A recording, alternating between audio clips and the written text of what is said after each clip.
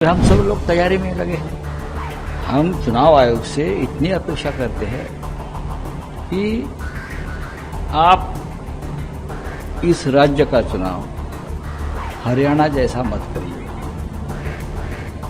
हरियाणा में जो हुआ है पूरी देश की जनता देख रही है, चाहे ईवीएम हो, चाहे पोस्टल बैलेट हो, चाहे जो सत्ताधारी पार्टी की जो सब सामने आई है बातें। महाराष्ट्र में ज़्यादा हो रहा है, पैसों का खेल चलेगा। मोदी जी उस वक्त विदेश में नहीं है तो सिंगल फेस में कर लिया। महाराष्ट्र बड़ा स्टेट है, 288 विधानसभा क्षेत्र है और इंतजार था कब डेट करेंगे या चुनाव करेंगे, चुनाव नहीं करेंगे, कुछ भी कर सकते हैं। तो चुनाव की घोषणा हुई है तो अभी हम सब लोग तैयारी में लगे हैं। हम चुनाव आयोग से इतनी अपेक्षा करते हैं कि आप इस राज्य का चुनाव हरियाणा जैसा मत करिए। हरियाणा में जो हुआ है पूरी देश की जनता देख रही है, चाहे ईवीएम हो, चाहे पोस्टल बैलेट हो, चाहे जो सत्ताधारी पार्टी की जो सब सामने आई है बातें। महाराष्ट्र में ज़्यादा हो रहा है, पैसों का खेल चलेगा, पुलिस का और यंत्रणा का भी मिसयूज होगा। तो ये सब चुनाव आयोग अपने आप को अगर निष्पक्ष मानती है, अपने आप को मानती है, हम नहीं मानते, तो आपको ये करना पड़ेगा। तो 20 तारीख को वोटिंग और 23 तारीख को काउंटिंग, और आज चुनाव आयोग ने यह भी कहा कि ईवीएम फुल प्रूफ है और आपको ईवीएम पर संदेह है। ईवीएम फुल प्रूफ नहीं है। हम लोकसभा में कोई इस बारे में आक्षेप नहीं लिया था, चुनाव होने दिया, लेकिन हरियाणा के बाद फिर एक बार ईवीएम के बारे में लोगों के मन में शंका पैदा हो गई है।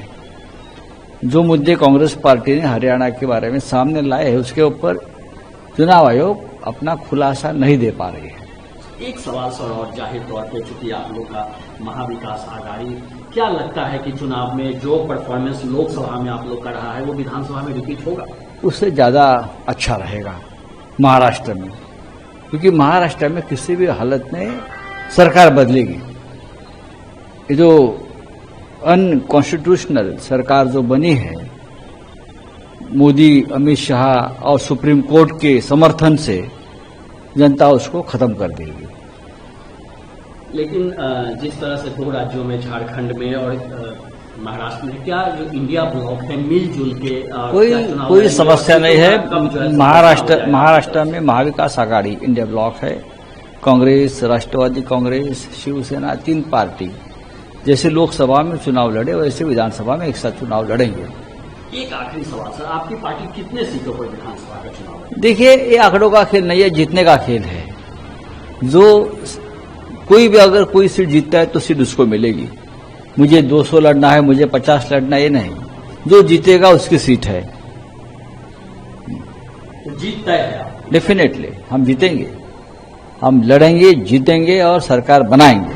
तो चुनाव का इंतजार तो हम भी कर रहे हैं और पूरी तैयारी हमारी महाविकास आघाड़ी की है। हम महाराष्ट्र में जो चुनाव होगा उसमें महाविकास आघाड़ी अच्छे वोटों से सत्ता में आएगी। साहब एक मिनट। हाँ बोला सर, आमचा फ्लाईट कृष्णा बाहेर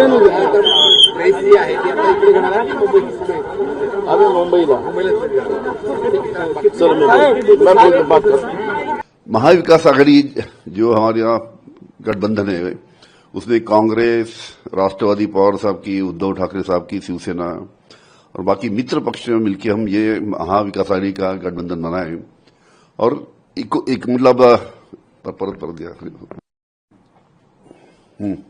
महाराष्ट्र में चुनाव की घोषणा हो रही, किस तरीके से तैयार है आप लोग? ऐसा है कि महाविकास आघाड़ी के गठबंधन के द्वारा हम महाराष्ट्र में चुनाव लड़ रहे हैं, जिसमें कांग्रेस है, उद्धव जी की शिवसेना है, राष्ट्रवादी की पवार साहब की राष्ट्रवादी है और बाकी हमारे मित्र पक्ष है। सब मिलकर हम चुनाव लड़ रहे हैं और अच्छा कोऑर्डिनेशन हमारे बीच में है। जल्द से जल्द हमारा सीट का बंटवारा जल्द से जल्द होगा, उसका हम डिक्लेरेशन जल्द से जल्द करेंगे।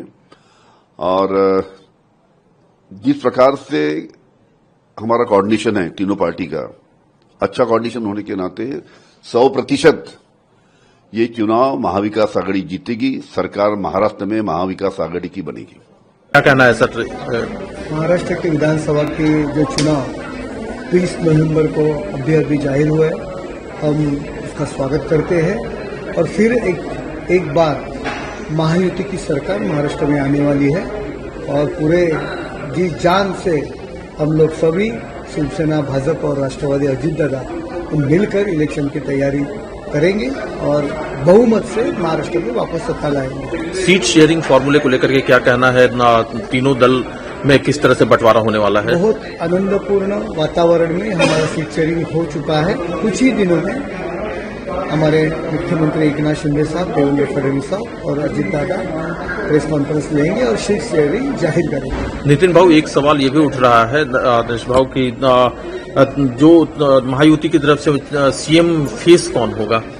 ये देखो, महायुति करके हम लोग चुनाव लड़ रहे हैं और मेरा नेता एकनाथ शिंदे साहब है तो मुझे लगेगा ही ना कि मेरा नेता सेम होना चाहिए और हर एक पार्टी को लगता है कि मेरा नेता सेम होना चाहिए और ऐसा लगेगा तो ही एक दिल से हम लोग चुनाव लड़ेंगे। मुझे तो लगता है कि हमारे नेता एकनाथ शिंदे साहब वो सेम होना चाहिए। ऐसा ही सोच हर एक का होएगा तो ही युति हर एक साथ लड़ेंगी और हाँ, फिलहाल हमारा एक ही मकसद है कि महायुति की सरकार आना चाहिए, सबसे ज्यादा सीट आना चाहिए, इसीलिए सब मिल के हम लोग ये चुनाव लड़ने वाले हैं और महाराष्ट्र में एक से लड़ेंगे। क्यों? इसका जवाब चाहिए।